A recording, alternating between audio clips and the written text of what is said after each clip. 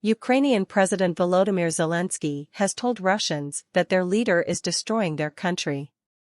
Speaking after Vladimir Putin delivered a New Year address flanked by people in military uniform, Mr. Zelensky said the Russian president was hiding behind his troops, not leading them. Saturday saw a day of deadly strikes across Ukraine, and Mr. Zelensky said Ukrainians would not forgive Russia. At least one person died and dozens were injured in the attacks. The head of Ukraine's armed forces, Valery Zelensky, said air defenses had shot down 12 of 20 Russian cruise missiles on Saturday.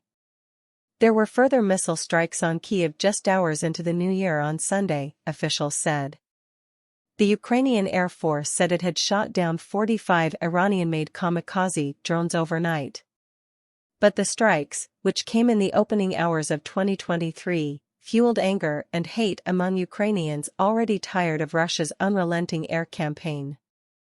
As explosions rocked the capital, some residents sang the national anthem, while officials accused Russia of deliberately targeting civilians while they gathered to celebrate the new year. Andriy Nebetov, the head of the Kyiv police, posted an image to social media of a downed drone with the words "Happy New Year" scribbled across it in Russian. "That is everything you need to know about the terror state and its army," he wrote on Facebook, adding that the remains had crashed in a children's playground. Battlefield is deadlocked, Ukraine spy chief tells BBC. 5 ways Ukraine war could go in 2023. The latest wave of attacks happened 2 days after one of the largest airstrikes since the start of the war. Dozens of attacks in recent weeks have caused repeated power cuts. Moscow has repeatedly denied targeting civilians, but Mr. Putin has recently admitted hitting critical energy facilities. In an address on his Telegram channel, Mr. Zelensky said those who carried out Saturday's attacks were inhuman. Switching from Ukrainian to Russian, he then attacked Mr. Putin. "Your leader wants to show you that he's leading from the front, and his military is behind him," he said. But in fact he is hiding. He's hiding behind his military, his missiles, the walls of his residences and palaces. He's hiding behind you, and he's burning your country and your future.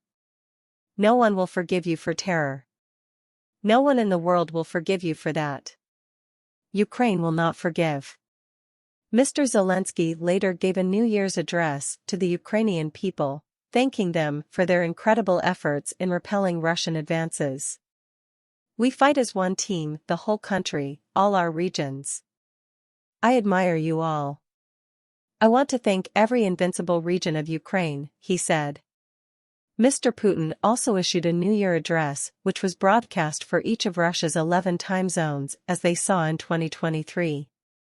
The Russian leader tried to rally people behind his troops fighting in Ukraine, saying the country's future was at stake.